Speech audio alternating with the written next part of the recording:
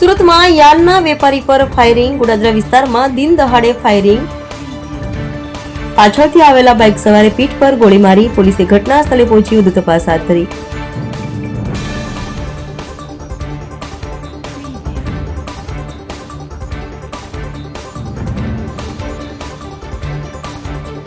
સંજયભાઈ પડસારા કરીને એક સરથાણાનો યુવક છે જે યાનના વેપારી છે.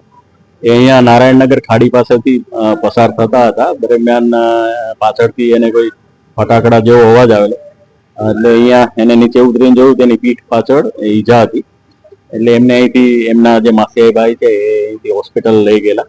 ત્યાં લઈ ખબર પડેલી કે એમના પીઠ પાછળ ગોળી વાગેલી છે, જે સંબંધે એનું હાલ ઓપરેશન ચાલી રહ્યું છે.